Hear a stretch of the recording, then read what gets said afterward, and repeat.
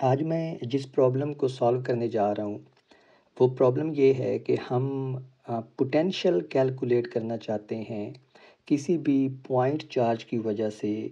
और वो point charge लाई करता है एक इन्फिनिट ग्राउंडेड कंडक्टिंग प्लेट के ऊपर। उसको आप इस ज्योमेट्री में देख सकते हैं और फ़र्ज़ करें कि ये हमारे पास एक पॉइंट चार्ज है जो इस पॉइंट के ऊपर लाई करता है जेड एक्सिस के ऊपर, जिसको मैं ये दिखा रहा हूँ और इसको हम नाम देते हैं कि ये जो टोटल चार्ज है ये चार्ज क्यू है। और ये जेड एक्सिस से इस प्लेन के ऊपर, ये प्लेन जो मैंने दिखाई है यहाँ पे, ये वाली प्लेन, इस प्लेन से जेड एक्सिस के अलॉन्ग किसी डिस्टेंस डी के ऊपर मौजूद है और मैं ये डिस्टेंस डी को रिप्रेजेंट करता हूँ। और हमसे सवाल में ये पूछा गया है कि इस चार्ज क्यू की वजह से, ये जो चार्ज हमने यहाँ पे रखा हुआ है, इस चार्ज क्यू की वजह से इस सारे रीजन में जो इस पॉजिटिव जेड एक्सिस के अलॉन्ग है उसमें कितना पोटेंशियल प्रोड्यूस होगा। इस प्रॉब्लम को ज़रा आप गौर से, मैं इसकी स्टेटमेंट को और ज़्यादा डिटेल से एक्सप्लेन करता हूँ। इस प्रॉब्लम को जनरली कहते हैं potential of an infinite grounded conducting plane. Grounded conducting plane क्या होती है ये भी मैं एक्सप्लेन करता हूँ। वैसे of course I am sure कि अगर आप ये प्रॉब्लम देख रहे हैं तो इसका मतलब है कि आपने इस टॉपिक को इलेक्ट्रोडायनामिक्स के कोर्स में पढ़ा है।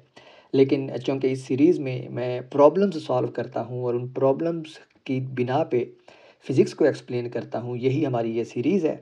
तो मैं कोशिश करूँगा कि मैं इस प्रॉब्लम के पीछे जो फ़िज़िक्स इन्वॉल्व है वो भी सारी की सारी एक्सप्लेन करूँ। लेकिन उसको एक्सप्लेन करने से पहले हमें इस प्रॉब्लम को अंडरस्टैंड करना ज़्यादा ज़रूरी है। तो प्रॉब्लम को कहते हैं potential of an infinite grounded conducting plane. और ये जो मेथड हम यूज़ करेंगे इस पोटेंशियल को कैलकुलेट करने के लिए इस इन्फिनिट ग्राउंडेड कंडक्टिंग प्लेन की वजह से, इसको हम कहते हैं मेथड ऑफ इमेजेस। तो स्टेटमेंट को स्टार्ट करते हैं और स्टेटमेंट ये है कि हमारे पास ये एक चार्ज है क्यू जो इस प्लेन जो एक्स वाई प्लेन में लाई करती है इसके ऊपर मौजूद है किसी फासले डी के ऊपर अलॉन्ग जेड एक्सिस। और हमें ये बताया गया है कि ये जो प्लेन है ये इन्फिनिट ग्राउंडेड कंडक्टिंग प्लेन है, जिसका मतलब है कि ये हर सिमत में, यानी positive x positive y negative y, हर सिमत में इन्फिनिट डिस्टेंस तक फैली हुई है। जिसका मतलब है कि अब अगर ये इन्फिनिट डिस्टेंस तक फैली हुई है और क्यू जो है, जो चार्ज है हमारा, वो किसी पॉजिटिव डिस्टेंस डी के ऊपर लाई करता है, तो जो पोटेंशियल होगा वो हम इसी रीजन में ही कैलकुलेट कर सकते हैं जो पॉजिटिव जी का रीजन है, यानी जेड इक्वल्स ज़ीरो से ग्रेटर का रीजन है। क्योंकि ये जो हमारे पास रीजन आ रहा है, ये वाला सारा रीजन जे, ये Z equals Z greater than zero का रीजन है। तो हम इस चार्ज की वजह से पोटेंशियल कैलकुलेट करना चाहते हैं एंड दैट्स आवर गोल। और इनफैक्ट मैंने कहा कि हम पोटेंशियल कैलकुलेट करना चाहते हैं ग्राउंडेड कंडक्टिंग प्लेन की वजह से। लेकिन इस पोटेंशियल की थ्योरी को एक्सप्लेन करने से पहले मैं ज़रा आपको ये बता दूं कि ग्राउंडेड कंडक्टिंग प्लेन क्या होती है। ये हमारे पास जो प्लेन है, ये वाली प्लेन जो मैंने यहाँ पे दिखाई है, जो इन्फिनिट है एक्स और वाई डायरेक्शन में, ये ग्राउंडेड है। इसका मतलब ये है कि ये है तो किसी कंडक्टिंग मटेरियल की बनी हुई, लेकिन इसको हमने ग्राउंड किया गया है। ठीक है, यानी इसके ऊपर कोई फ्री चार्ज नहीं है या कोई भी इसके ऊपर चार्ज मौजूद नहीं है in the absence of this charge. ठीक है, तो लेकिन चूँकि ये कंडक्टिंग प्लेन है तो जब हम इस चार्ज को इसकी विसिनिटी में लाते हैं तो जाहिर है चूँकि ये कंडक्टिंग प्लेन है तो इसके ऊपर भी कुछ ना कुछ चार्ज इंड्यूस हो जाएगा, जिसको आप इंड्यूस्ड चार्ज कहते हैं। तो हमने अब इस चार्ज के यहाँ पे रखने की वजह से जो पोटेंशियल प्रोड्यूस होता है, पोटेंशियल डिफरेंस इस रीजन में जो z ग्रेटर देन ज़ीरो का रीजन है, उसमें हमने कैलकुलेट करना है कि ये पोटेंशियल की वैल्यू क्या होती है। So this is the problems statement. और पोटेंशियल हम आपको पता है इसलिए कैलकुलेट करते हैं क्योंकि हमारे पास दो ही इक्वेशंस हैं, लैप्लास इक्वेशन और पॉइजन इक्वेशन, जिनको हम यूज़ करते हैं पोटेंशियल कैलकुलेट करने के लिए। और पोटेंशियल कैलकुलेट करने का असल में हमारा मकसद ये होता है कि हम इलेक्ट्रिक फील्ड कैलकुलेट कर सकें। क्योंकि इलेक्ट्रोडायनामिक्स के कोर्स में जो हमारे पास दो फंडामेंटल क्वांटिटीज़ हैं, वो इलेक्ट्रिक फील्ड और मैग्नेटिक फील्ड है। फंडामेंटल से मेरा मतलब ये है कि हमें जो भी क्वांटिटी रिक्वायर्ड होती है वो हम एक्चुअली इलेक्ट्रिक और मैग्नेटिक फील्ड से कैलकुलेट कर सकते हैं। अब अगर हमारे पास चार्जेस मौजूद हों तो इलेक्ट्रिक फील्ड हम कूलम्स लॉ से कैलकुलेट कर सकते हैं या फिर गॉसेस लॉ से कैलकुलेट कर सकते हैं। और इसी तरह अगर मैग्नेटिक फील्ड हमें चाहिए हो तो हम लेंज़ेस लॉ से या बिया सावर्त लॉ से कैलकुलेट कर सकते हैं। तो यहाँ पे हम सिर्फ इलेक्ट्रिक फील्ड की बात कर रहे हैं। और इलेक्ट्रिक फील्ड जब कूलम्स लॉ और गॉसेस लॉ से हम कैलकुलेट करने की कोशिश करते हैं तो that becomes horribly difficult for any random configuration. तो यानी कहने का मतलब ये है कि इलेक्ट्रिक फील्ड कूलम्स लॉ और गॉसेस लॉ से कुछ सिंपल चार्ज डिस्ट्रीब्यूशंस के लिए कैलकुलेट करना आसान है, लेकिन जब हमारे पास रैंडम चार्ज डिस्ट्रीब्यूशंस आती हैं तो it becomes horribly difficult to calculate fields directly from Coulomb's and Gauss's law. So what we do, we try to calculate potential for one, it is scalar quantity and we don't have to worry about vector nature of this quantity. और एक दफ़ा जब हमारे पास potential आ जाए तो फिर हम उससे ईजिली इलेक्ट्रिक फील्ड और फोर्सेस कैलकुलेट कर सकते हैं। So let's get back to the problem. इस सारी बैकग्राउंड थ्योरी के बाद कि हम पोटेंशियल कैलकुलेट करना चाहते हैं और पोटेंशियल हमारे पास जो है वो दरअसल लैप्लास इक्वेशन से हम फाइंड कर सकते हैं। So this problem is actually about solving Laplace equation. अच्छा, इस प्रॉब्लम की कुछ हमारे पास बाउंड्री कंडीशंस भी हैं और वो बाउंड्री कंडीशंस ये हैं कि हमारे पास पोटेंशियल जो है वो ज़ीरो होता है प्लेट के ऊपर, इस पॉइंट के ऊपर जो प्लेट की सरफेस है हमारी, इसके ऊपर पोटेंशियल ज़ीरो है। और ये ज़ीरो इसलिए है क्योंकि हमारी जो प्लेट है या प्लेन है ये वाली, ये ग्राउंडेड है। तो ये हमारे पास फर्स्ट बाउंड्री कंडीशन है, विच मीन्स कि जो इन्फॉर्मेशन पोटेंशियल के बारे में हमें मालूम है, तो हमारे पास जो पहला पीस ऑफ इंफॉर्मेशन है वो ये है कि potential v equals zero at z equals zero, यानी प्लेन के ऊपर पोटेंशियल ज़ीरो है। और उसकी रीज़न ये है कि जो प्लेन है हमारे पास वो ग्राउंडेड है और ये हमारे प्रॉब्लम की स्टेटमेंट में चीज़ दी हुई है कि जो प्लेन है वो ग्राउंडेड है। जो दूसरा पीस ऑफ इंफॉर्मेशन हमारे पास मौजूद है वो ये है कि पोटेंशियल हमारे पास ज़ीरो है जब हमारे पास डिस्टेंस d जो है ये बहुत छोटा हो जाता है x, y और z के मुकाबले में। या दूसरे अल्फाज में पोटेंशियल ज़ीरो होता है जब हम इस पॉइंट से बहुत दूर चले जाते हैं। और ये आपको याद होगा अपने कॉलेज की फ़िज़िक्स से भी, जब आपने इलेक्ट्रिक पोटेंशियल पढ़ा था तो आप कहते हैं कि किसी भी चार्ज की वजह से जो पोटेंशियल होता है वो ज़ीरो होता है इन्फिनिट डिस्टेंस के ऊपर, जिसका सिंपली मतलब ये होता है कि जब आप उस चार्ज से बहुत ज़्यादा दूर हैं तो देर आर नो फोर्सेज और there are no fields at far of distances और पोटेंशियल जो है वो ज़ीरो होता है। तो ये हमारे पास दूसरी कंडीशन है और इसको हम कह रहे हैं कि पोटेंशियल जो है वो ज़ीरो है for x square plus y square plus z squared, जो कि सिंपली हमारे पास आर स्क्वेयर है जब ये बहुत ज़्यादा हो हमारे पास डी स्क्वेयर से। ठीक है, या सिंपली आप इसको यूँ भी कह लें कि when r is very very greater than d तो हमारे पास पोटेंशियल ज़ीरो होता है। और ये दो पीस ऑफ इंफॉर्मेशन जो हैं जिनको हम बाउंड्री कंडीशंस कहते हैं ये हमारे पास गिवन है in the statement of the problem. Okay, तो इस प्रॉब्लम को अब हमने सॉल्व करना है। अब अगर आप देखें तो आप सिंपली इसको यूँ कह सकते हैं कि हम इस प्रॉब्लम को आसानी से सॉल्व कर सकते हैं because we have this charge और हमें पता है कि पोटेंशियल का फार्मूला जो है, let me change the colour. तो आप कहते हैं कि हमें पता है कि जो पोटेंशियल का फार्मूला होता है वो एस आई यूनिट्स में ये होता है 1/4 pi epsilon not q divide by r. जबकि क्यू जो है ये वो चार्ज है जिसकी वजह से आप पोटेंशियल कैलकुलेट करना चाहते हैं और आर जो है जो डिनोमिनेटर में हमारे पास मौजूद है, it's just a distance from this charge Q जहाँ पे आप पोटेंशियल कैलकुलेट करना चाहते हैं। तो यू कैन सिंपली से कि हम इस फार्मूला से पोटेंशियल कैलकुलेट कर सकते हैं। बट द प्रॉब्लम इज़ कि ये जो हमारे पास चार्ज है ये इस कंडक्टिंग प्लेन के ऊपर पड़ा हुआ है। ठीक है, इससे कुछ फासले के ऊपर पड़ा हुआ है। तो ऑफ कोर्स जब हमें पता है कि चार्ज जो है किसी कंडक्टिंग प्लेन के साथ पड़ा हो तो ये इस प्लेन के ऊपर कुछ ना कुछ चार्ज इंड्यूस करेगा।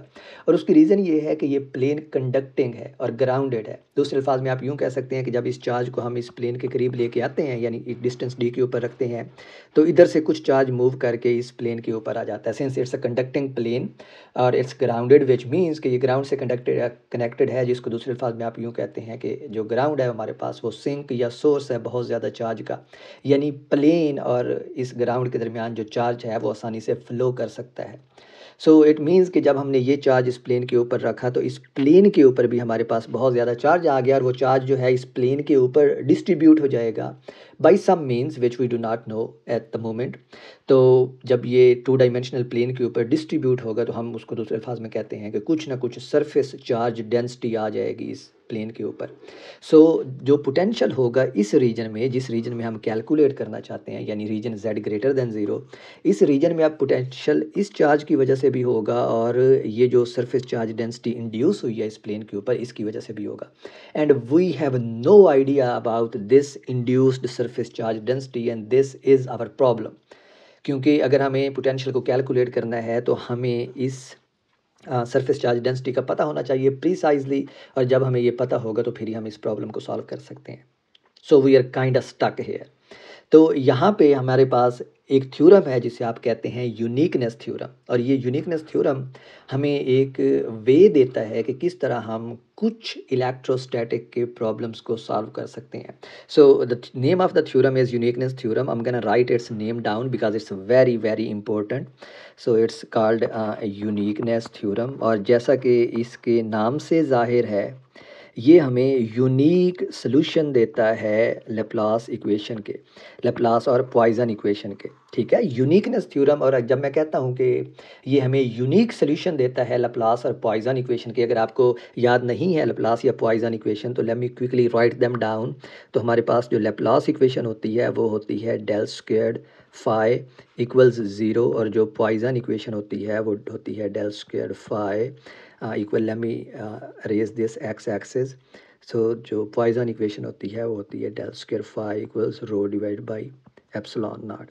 और यहाँ पे ये जो फाई है, ये वाला फाई सिंबल जो है, ये यहाँ पे मैंने पोटेंशियल के लिए यूज़ किया है। तो पोटेंशियल के लिए वी भी यूज़ करते हैं और फाई भी यूज़ करते हैं। इट्स योर चॉइस कि आप क्या यूज़ करते हैं।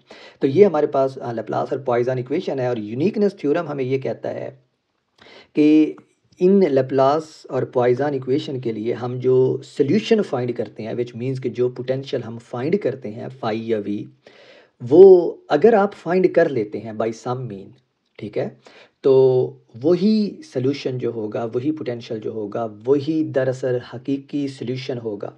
हकीकी सोल्यूशन से मेरा मतलब ये है कि फॉर एग्जांपल आप मैथमेटिक्स के अंदर 10वीं के अंदर क्वाड्रेटिक इक्वेशंस सॉल्व करते हैं जो x square plus 5x plus 8 की फॉर्म में होती हैं, लेट्स से। ठीक है, जब आप उस क्वाड्रेटिक इक्वेशन को सॉल्व करते हैं तो आप देखते हैं कि आप उसके दो दो वैल्यूज़ आप उसकी फाइंड करती हैं, यानी दो पॉइंट्स ऐसे होते हैं जहाँ पे जो अगर हम उस इक्वेशन में सब्स्टिट्यूट करें तो वो इक्वेशन सेटिस्फाई हो जाती है, यानी लेफ्ट और राइट हैंड साइड बराबर हो जाती हैं।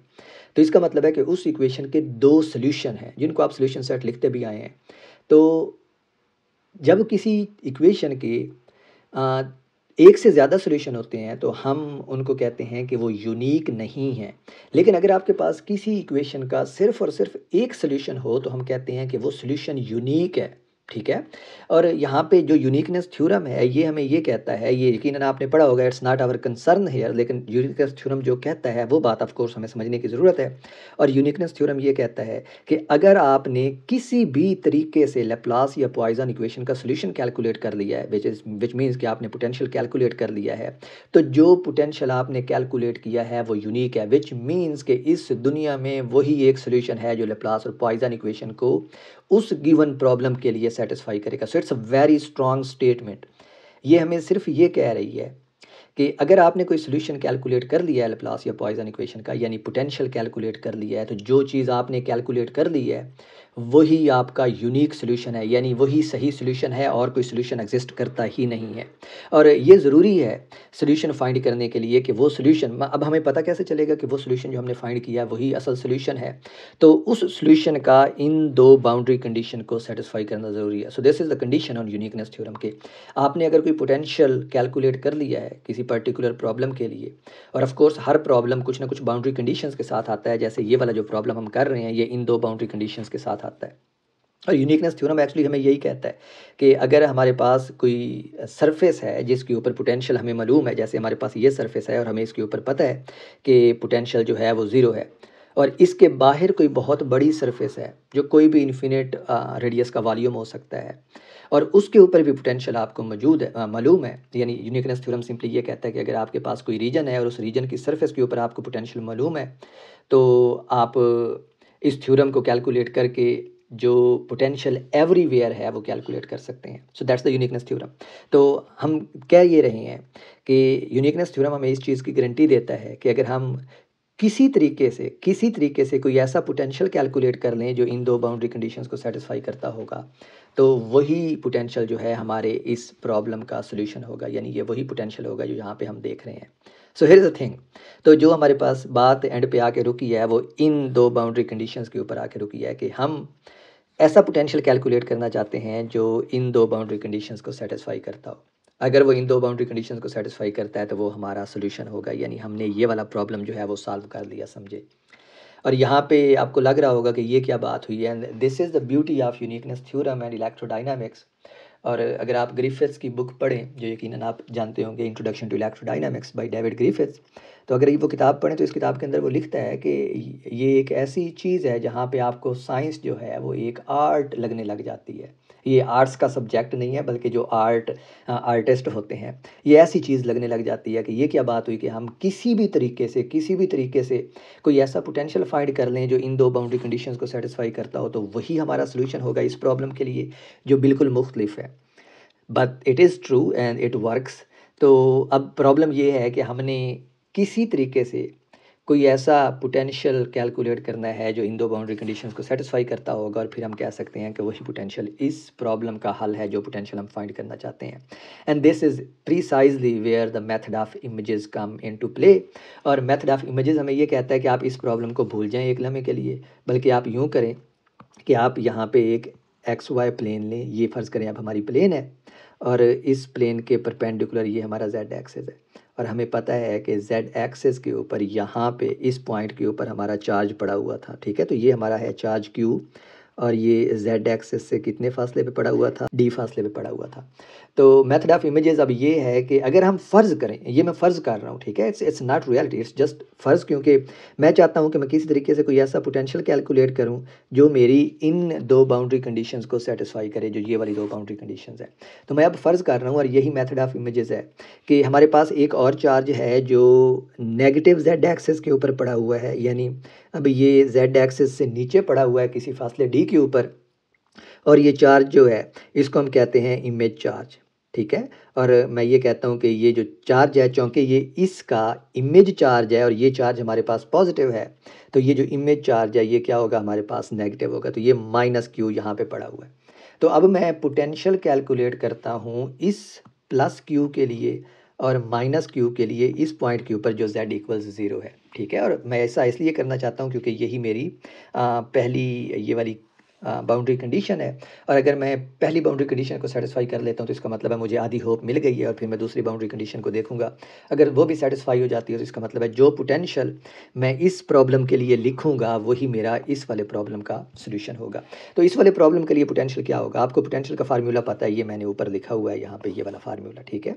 यहाँ पे आर जो है वो क्या बन जाएगा, x square plus y square plus इस चार्ज के लिए ये क्या बन जाएगा, ये इस चार्ज के लिए हमारे पास बन जाएगा z माइनस डी स्क्वायर, और इस चार्ज के लिए हमारे पास क्या बन जाएगा z प्लस डी स्क्वायर, क्योंकि इसमें हमारे पास ये नीचे पड़ा हुआ है और हम जो पोटेंशियल है वो इस रीजन में कैलकुलेट करना चाहते हैं। फ़र्ज़ करो कि मैं इस पॉइंट के ऊपर पोटेंशियल लिख रहा हूँ, सही है। So let me actually make this visible ताकि आपको पता रहे। तो फ़र्ज़ करें कि मैं इस पॉइंट के ऊपर पोटेंशियल कैलकुलेट करना चाहता हूँ, और ये पॉइंट जो है ये यहाँ से इस फासले पे मौजूद है, और ये फासला जो है ये आर है मेरे पास, जो of course x square plus y square, क्योंकि एक्स और वाई एक्सिस के लांग तो नहीं है, लेकिन जेड एक्सिस के लांग जो है ये मेरे पास कुछ ना कुछ है, नॉन ज़ीरो है। तो अब इस चार्ज की वजह से, इस चार्ज की वजह से इस पॉइंट के ऊपर जो पोटेंशियल होगा, ये इस वाले चार्ज की वजह से इस वाले पॉइंट के ऊपर जो पोटेंशियल होगा वो मेरे पास होगा v equals 1/4 pi epsilon not, जो हमारे पास फार्मूला में है, और चार्ज जो है वो q है, तो ये बन जाएगा q divide by x square plus y square plus z minus d square, ठीक है। और ये इसके ऊपर आएगा हमारे पास स्क्वायर रूट, और आई एम श्योर कि आप लोगों को पता चल गया होगा कि स्क्वायर रूट क्यों आएगा, क्योंकि ये डिस्टेंस जो है, ये वाला फासला जो है ये रेडियल फासला है, और अगर आप रेडियल लेते हैं तो it's just like r square equals x square plus y square, और चूँकि आपको आर चाहिए तो ये आर लेने के लिए आप ऊपर क्या ले लेंगे, स्क्वायर रूट, ठीक है। अब अगेन मैं एक दफ़ा एक्सप्लेन कर दूँ कि इस पॉइंट के ऊपर अगर आप देखें तो फ़र्ज़ करें कि ये z एक्सिस के अलॉन्ग ये वाला फासला जो है ये टोटल कितना है z, और हमारे पास जो चार्ज पड़ा हुआ है वो इस डी फासले के ऊपर पड़ा हुआ है। तो जो टोटल ये वाला फासला है अलॉन्ग जेड एक्सिस, ये वाला फासला हमारे पास जेड माइनस डी है और इसलिए ये जेड माइनस डी है। ठीक है। और अगर आप ये फासला ओरिजिन से ले लें यानी इस पॉइंट के ऊपर, तो इससे फिर ये x प्लस वाई जो है, ये x भी ज़ीरो हो जाता है, y भी ज़ीरो हो जाता है। लेकिन अगर आप इन जनरल कोई इधर पॉइंट लेते हैं तो फिर हमारे पास x और y जो है वो कुछ नॉन ज़ीरो फासला आएगा। सो हम जनरल एक्सप्रेशन लिख रहे हैं। और सिमिलरली इस चार्ज के लिए अब हमारे पास सिंपली जो z एक्सिस वाला फासला है, सो ये वाला z है और ये क्या बन जाएगा प्लस डी, तो इस केस में ये z प्लस डी बन जाएगा और x और y वैसे ही रहेंगे। तो इस पोटेंशियल को मैं लिखता हूँ v पॉजिटिव और जो नीचे वाला चार्ज है उसके लिए लिखता हूँ v नेगेटिव। और ऑफ कोर्स उसके लिए भी बिल्कुल ऐसी ही फॉर्म बनेगी क्योंकि पोटेंशियल का फार्मूला तो हमें पता है जनरली। और इस केस में ये बन जाएगा minus q divide by x squared plus y squared plus z plus d square और ये होल स्क्वेयर रूट। तो ये हमने इन दो चार्जेस के लिए अलग-अलग पोटेंशियल लिख लिया। और अगर मैं इसको कंबाइन कर देता हूँ दोनों चार्जेस की वजह से, तो जो टोटल पोटेंशियल आएगा वो क्या होगा v plus plus v minus. और इसको अगर मैं कंबाइन कर दूँ तो 1/4 पाई एप्सिलॉन नॉट कॉमन आ जाएगा और जो टर्म अंदर हमारे पास बचेगी, बल्कि मैं q divide by 4 pi epsilon not common ले लेता हूँ क्योंकि q तो जो दोनों में आ रहा है दोनों टर्म्स में, तो q और यहाँ पे हमारे पास बनेगा 1 divided by x squared plus y squared plus z minus d squared, ये वाला। और ये माइनस साइन जो क्यू के साथ था, ये वाला माइनस साइन, और ये बन जाएगा अब 1 divided by x squared plus y squared plus z plus d squared और ये स्क्वायर रूट। तो ये मेरे पास पोटेंशियल आ गया है इस पॉइंट के ऊपर, क्योंकि यही कोई भी ये पॉइंट यहाँ भी हो सकता है, यहाँ भी हो सकता है, यहाँ भी हो सकता है। It's just on some place which is z greater than zero, जो यहाँ पे मैंने बताया था और यही हमारी रिक्वायरमेंट थी। तो इसको मैं अनसर्कल करता हूँ और फिर इस पोटेंशियल के लिए हम चेक करते हैं बाउंड्री कंडीशन को। तो अगर ये पोटेंशियल दोनों बाउंड्री कंडीशंस सेटिस्फाई करता है तो इसका मतलब है कि यही हमारा सोल्यूशन है। और बाउंड्री कंडीशंस हमारे पास क्या थी? बाउंड्री कंडीशंस हमारे पास ये थी कि जब z ज़ीरो है तो पोटेंशियल ज़ीरो है। अब मैं अगर इस इक्वेशन में z ज़ीरो पुट करता हूँ, सो मैं पहली बाउंड्री कंडीशन चेक करने वाला हूँ। So the first boundary condition is z equal zero. अगर मैं इस एक्सप्रेशन में, इस सारी एक्सप्रेशन में z को ज़ीरो पुट करूँ तो ये भी ज़ीरो हो जाएगा और ये भी ज़ीरो हो जाएगा। तो हमारे पास जो पोटेंशियल बनेगा वो बनेगा 1 divide by 4 pi epsilon not, और ये पहली टर्म बनेगी हमारे पास 1 by x squared plus y squared plus d square, क्योंकि z ज़ीरो हो जाएगा तो माइनस डी रहेगा और माइनस डी का स्क्वेयर प्लस डी आएगा, minus 1 divided by x squared plus y squared plus d squared whole square root. तो ये सेकंड टर्म है और आप देख सकते हैं कि ये वाली टर्म और ये वाली टर्म दोनों प्लस और माइनस हैं, एक दूसरे को कैंसिल आउट कर रही हैं, तो हमारे पास जो पोटेंशियल है वो ज़ीरो हो गया। तो पहली कंडीशन जो है ये हमारे पास सेटिस्फाई हो गई और यहाँ पे मैं बड़ा टिक लगाने लगा हूँ कि ये पहली कंडीशन सेटिस्फाई हो गई। अब हमने चेक करनी है दूसरी कंडीशन, और दूसरी कंडीशन हमारे पास ये थी कि जब एक्स वाई और जेड जो है ये डी के मुकाबले में बहुत ज़्यादा है तो फिर पोटेंशियल ज़ीरो आना चाहिए। Let's check it out. वो हम इधर से ही देख सकते हैं कि अगर एक्स वाई और जी जो हैं ये डी के मुकाबले में बहुत ज़्यादा है, तो इसका मतलब है ये x square plus y square plus g square जो है इनके मुकाबले में हम डी को इग्नोर कर सकते हैं। और अगर आप डी को इग्नोर करें तो ये फिर ये वाली टर्म और ये वाली टर्म दोनों कैंसिल हो जाती हैं क्योंकि ये प्लस और माइनस हैं। तो इसका मतलब है जो सेकंड कंडीशन है वो भी सेटिस्फाई होती है। So it's like v equals zero for x, इसको मैं एक्स वाई और जेड नहीं लिखते, इसको सिंपली अब लिखेंगे for r square very very greater than d square. तो ये कंडीशन भी हमारे पास सेटिस्फाई होती है। इसका मतलब है कि हमने ये जो सोल्यूशन लिखा है ये वाला सोल्यूशन हमने लिखा था इस प्रॉब्लम के लिए, और ये प्रॉब्लम बिल्कुल मुख्तलिफ था इस प्रॉब्लम से। लेकिन अब हम क्लेम क्या कर रहे हैं, यूनिकनेस थ्योरम हमें गारंटी देता है कि ये वाला पोटेंशियल ही इस वाले प्रॉब्लम का सोल्यूशन है। ठीक है, and this is the beauty of uniqueness theorem. और ये हमें यही कहता है कि अगर आप किसी भी तरीके से बाय एनी मीन्स कोई ऐसा पोटेंशियल फाइंड कर लें जो इस प्रॉब्लम की बाउंड्री कंडीशंस को सेटिस्फाई कर दे, तो वही पोटेंशियल आपका सोल्यूशन होगा, यानी वो सोल्यूशन जो है वो यूनिक होगा। And this is the beauty of uniqueness theorem. तो हमने पोटेंशियल कैलकुलेट कर लिया, यानी हमने अपना ये वाला प्रॉब्लम सॉल्व कर लिया। और ये जो मेथड ऑफ इमेजेस है इसकी बहुत सारी एग्जांपल्स हैं, और मैं आगे चल के और भी प्रॉब्लम्स को सॉल्व करूंगा मेथड ऑफ इमेजेस के रिलेटेड, और आप देखेंगे कि कैसे हम इसको एक्सप्लॉइट कर सकते हैं इस तरह के प्रॉब्लम सॉल्व करने के लिए जो टोटली रिलेटेड ही नहीं होते। एंड अब आपको लग रहा होगा कि it's a trick, it's there is no physics behind it, and it is like this, it is art. It's like you keep looking at your problem, keep looking at your problem, you keep thinking, और फिर अचानक से आपके mind में एक answer आ जाता है, and you can literally write this answer down, you don't need to do any mathematics, you can just write this answer down. तो हमने पोटेंशियल कैलकुलेट कर लिया, तो ऑफ कोर्स ऑब्वियसली हमारा नेक्स्ट पॉइंट ये होगा कि अगर हमने पोटेंशियल कैलकुलेट कर लिया है तो हमें नेक्स्ट क्या करना चाहिए जी। हमें इसके ऊपर जो हम कह रहे थे कि सरफेस चार्ज डेंसिटी इंड्यूस होती है, हमें वो सरफेस चार्ज डेंसिटी कैलकुलेट करनी चाहिए। So let's calculate surface charge density. So our next step is to calculate surface charge density. और मैंने आपको पहले बताया कि सरफेस चार्ज डेंसिटी जो है, चूँकि ये चार्ज सरफेस के ऊपर हमारे पास जनरेट हो रहा है जो 2 डायमेंशनल है, तो इसलिए हम इसको सरफेस चार्ज डेंसिटी कहते हैं। अगर ये किसी वॉल्यूम के ऊपर जनरेट होता तो इसको हम कहते हैं वॉल्यूम चार्ज डेंसिटी। और सरफेस चार्ज डेंसिटी को कैलकुलेट करने से पहले मैं आपको एक और बाउंड्री कंडीशन याद करवा दूं जो यकीनन आपने पढ़ी होगी, but let me explain that anyway. और वो बाउंड्री कंडीशन ये है कि जब भी हम इस जैसी कोई सरफेस क्रॉस करते हैं, सरफेस क्रॉस करने का मतलब ये है कि आप देखें, फ़र्ज़ करें कि इस प्रॉब्लम में इस प्लेन से नीचे भी हमारे पास हवा थी, एयर थी, वैक्यूम थी, कुछ भी, और इसके ऊपर भी हवा है या एयर है या वट एवर कुछ भी है, लेकिन ये प्लेन बज़ात खुद मेटालिक है। तो जब हम इधर नीचे से ऊपर की तरफ जाएंगे तो इस पॉइंट के ऊपर जो पोटेंशियल है वो कंटिन्यूस नहीं होता, या फिर अगर आप कंटिन्यूस होता है तो वो किस हद तक कंटिन्यूस होता है वो डिसाइड करता है कि इस प्लेन के ऊपर कितनी सरफेस चार्ज डेंसिटी पड़ी हुई है। And these are the most important features in electrodynamics, और इन चीज़ों को हम बाउंड्री कंडीशंस कहते हैं। Boundary conditions at at the surface of material media, कि जब आप किसी एक मीडियम से दूसरे मीडियम में जाते हैं तो इलेक्ट्रिक फील्ड्स और पोटेंशियल जो हैं वो किस तरह चेंज होते हैं, यानी उनके कौन से कंपोनेंट्स जो हैं वो कंटिन्यूस होते हैं और कौन से कंपोनेंट्स जो हैं उनके वो डिसकंटिन्यूस होते हैं। तो पोटेंशियल के केस में हमारे पास जो नॉर्मल कंपोनेंट होता है पोटेंशियल का, वो डिसकंटिन्यूस होता है by the amount of surface charge density that we have on the surface of that material जिससे हम गुजर रहे होते हैं। और इस केस में ये कंडक्टिंग प्लेन है, और इसको अगर हम मैथमेटिक्स की ज़ुबान में लिखें तो हम इसको लिखते होते हैं partial v divide by partial n that is above the plane minus partial v by partial n, and this is below the plane, और ये इक्वल होता है sigma by epsilon not. Means कि जितनी सरफेस चार्ज डेंसिटी उस surface के ऊपर मौजूद है जिस सरफेस को आप क्रॉस कर रहे हैं, ठीक है।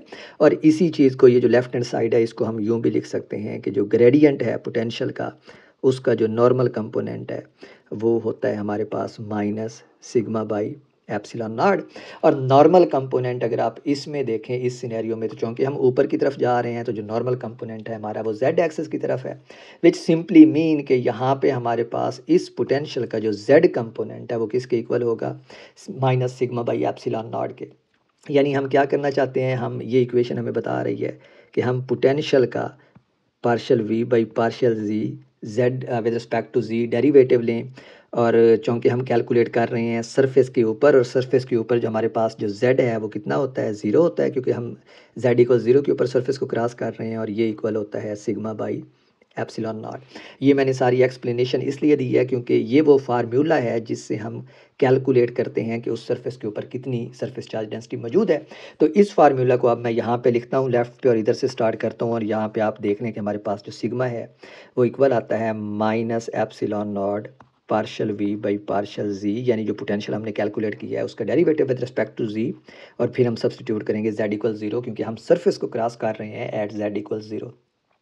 और जब आप इसका डेरिवेटिव लेते हैं तो डेरिवेटिव लेना आसान है, हम just gonna skip one step. तो ये हमारे पास जो डेरिवेटिव आता है ये हमारे पास बनेगा माइनस क्यू डिवाइड बाई 4 पाई, जो एप्सिलॉन है वो कैंसिल आउट हो जाता है क्योंकि v के अंदर भी हमारे पास ये 1/4 पाई एप्सिलॉन था, तो आप देख सकते हैं कि ये एप्सिलॉन जो है उस एप्सिलॉन से कैंसिल आउट हो जाएगा, और हमारे पास जो पोटेंशियल की वैल्यू आएगी, हम just gonna take the derivative and simplify a bit, और जो हमारे पास पोटेंशियल आता है वो आता है d divided by x square plus y square plus d square, और ये जो पावर है इसकी ये हमारे पास है 3/2 plus d divided by x square plus y square plus d square, इसकी पावर भी हमारे पास है 3/2, और ये हमारे पास ब्रैकेट जो है बंद हो गई।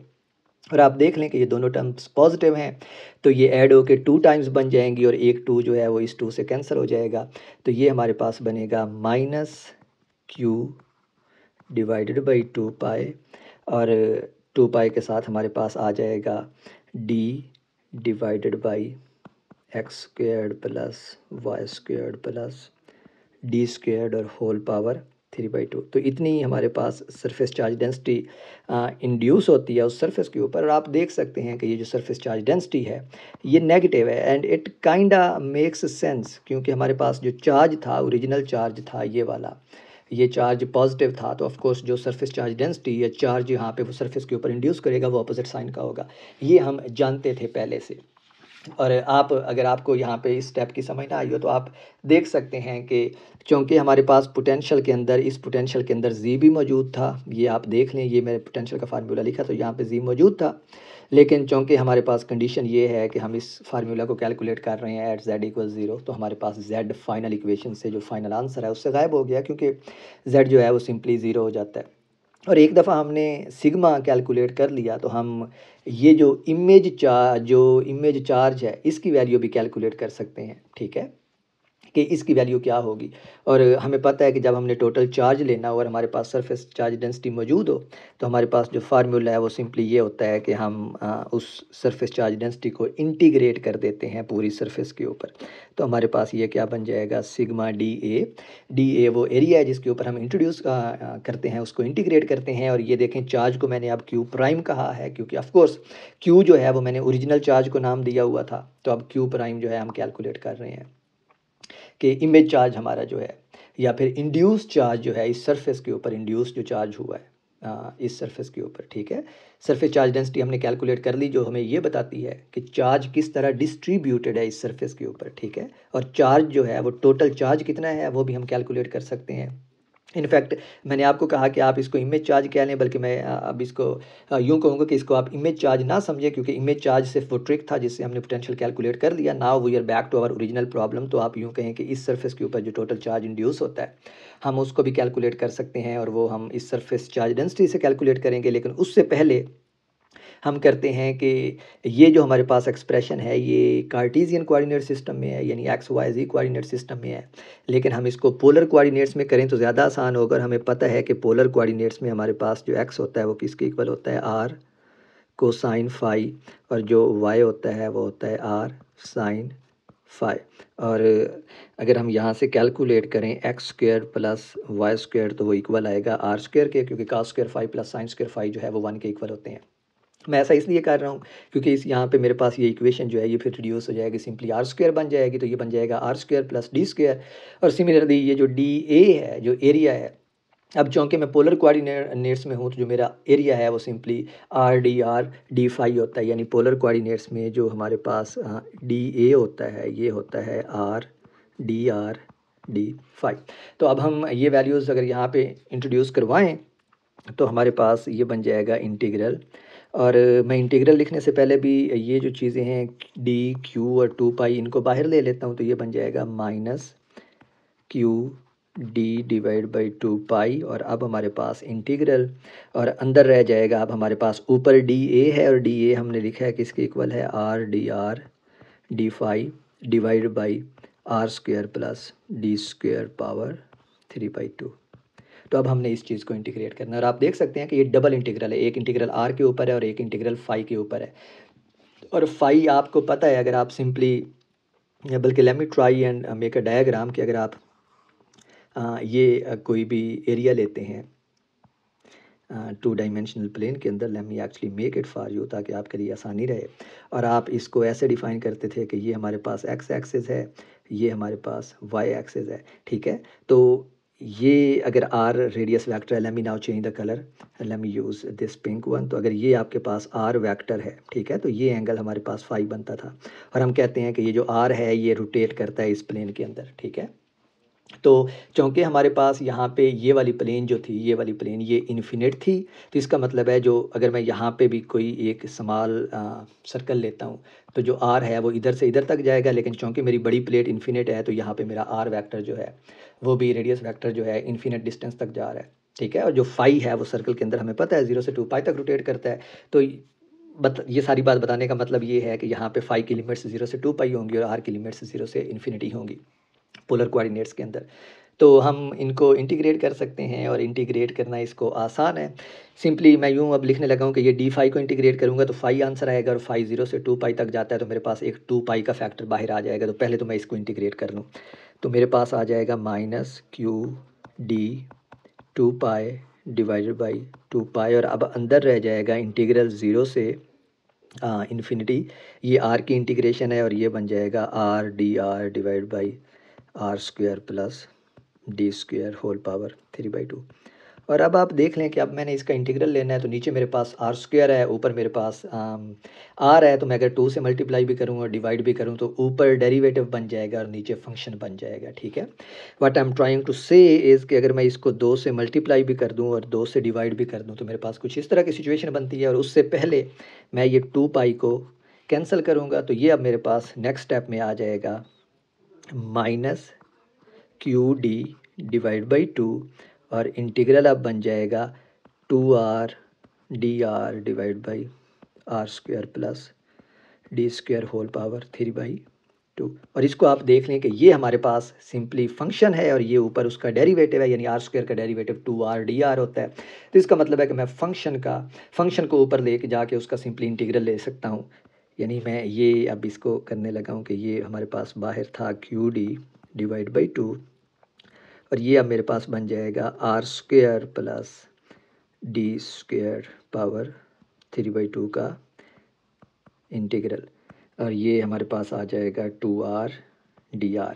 और अगर मैं r square plus d square power 3/2 का इंटीग्रल लेता हूँ तो ये मेरे पास सिंप्लीफाई हो के आ जाएगा, इसका इंटीग्रल लेंगे तो ये बन जाएगा, लेट मी स्टार्ट ब्रैकेट्स, तो ये बनेगा r square plus d square power minus, ये -3/2 बनता है क्योंकि उसको मैं ऊपर लेके गया हूँ, तो ये बनेगा -3/2 प्लस 1 डिवाइड बाई -3/2 प्लस 1। ऐसा ही हम इंटीग्रल लेते हैं ना, और ये रही उसकी लिमिट्स 0 अप टू इन्फिनिटी, तो ये हमारे पास 0 अप टू इन्फिनिटी उसकी लिमिट्स आ जाएंगी।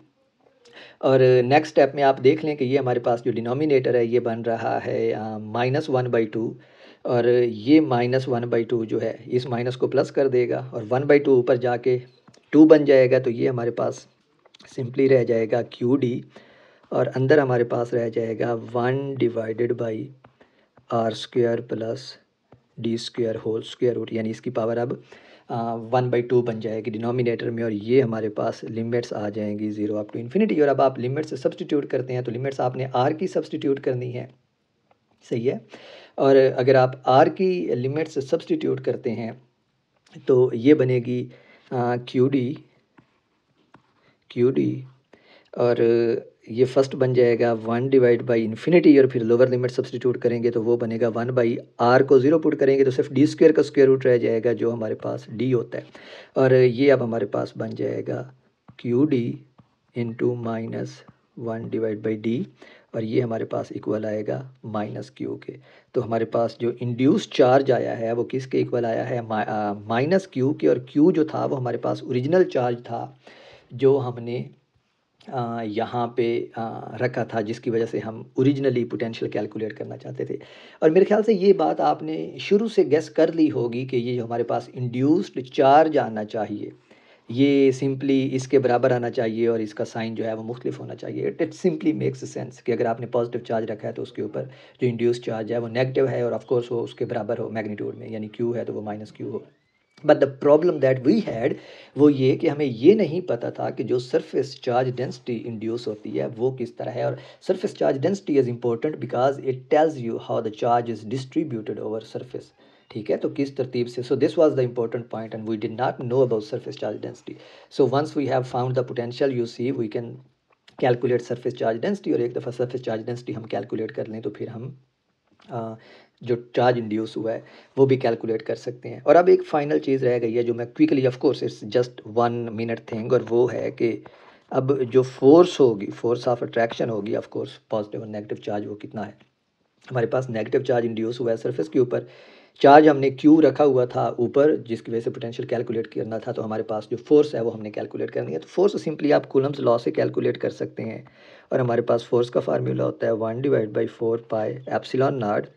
दो चार्जेस, जो पहला चार्ज था वो क्यू था, जो दूसरा चार्ज इंड्यूस हुआ है वो माइनस क्यू है, डिवाइड बाई आर जो कि डी के बराबर है। तो फोर्स हमारे पास आप देख सकते हैं ये फाइनल ही फ़ौरन ही आ जाती है 1/4 pi epsilon not Q square divide by D square, जो सिंपली कूलम्स लॉ से है। और ये माइनस साइन हमें ये बता रहा है कि जो फोर्स है वो अट्रैक्टिव है, यानी जो ये वाली हमारी ओरिजिनल प्लेन थी, ये वाली प्लेन, ये प्लेन और इस चार्ज के दरमियान अट्रैक्शन होगी और ये एक दूसरे की तरफ अट्रैक्ट होंगे, विच simply makes sense because it's Coulomb's law. ठीक है, सो this was this entire problem, and हमारे पास इमेज चार्जेस के बहुत सारे प्रॉब्लम है। Hopefully I will come up with another image charge problem in which we will calculate the potential outside a conducting spherical shell। यहाँ पे हमारे पास conducting plane थी, तो उसमें हम देखेंगे कि conducting spherical shell के केस में हम कैसे image charge जो है वो ले सकते हैं। एक important point है जो मैं quickly summarize करना चाहूँगा या sum up करना चाहूँगा, और वो ये कि हमें कैसे पता चला था कि ये इमेज चार्ज हमने यहाँ पे लेना है। तो हमें पता चलता है इन दो बाउंड्री कंडीशन से। ठीक है, बाउंड्री कंडीशन पहली ये थी कि जहाँ z 0 है और हमें पता है z यहाँ पे 0 है, यानी प्लेन के ऊपर। तो अब हमें पता है कि जो पोटेंशियल है वो एक स्केलर क्वांटिटी है, तो हम इमीडिएटली गेस कर सकते हैं कि अगर हमने इस पॉइंट के ऊपर पोटेंशियल ज़ीरो करना है तो क्यों ना हम इसी चार्ज के जितना एक और चार्ज इधर नीचे उतने ही फासले पे रख दें, तो यहाँ पे जो पोटेंशियल है वो ज़ीरो हो जाएगा। जब ये पहली बाउंड्री कंडीशन सेटिस्फाई होती है तो जो दूसरी है वो पोटेंशियल के सिंपली फार्मूला से हमारे पास सेटिस्फाई हो जाती है। So there is also some understanding कि हम क्यों इमेज चार्ज को यहाँ पे इंट्रोड्यूस करवाते हैं। तो अगर आप थोड़ा सा गौर करें तो ये सिमेट्री भी हमारे पास क्वाइट ऑब्वियस है। But still this was a pretty long problem, and this is very important problem, and this is like one of the first problems in potential theory। इसको potential theory कहते हैं because we are just calculating potentials using different methods, और बहुत सारे तरीके हैं जिनसे हम potentials calculate करेंगे। Hopefully I will come back with all those different methods to calculate potential, but for now that's it for today, and hopefully I will see you in next video soon. Bye bye.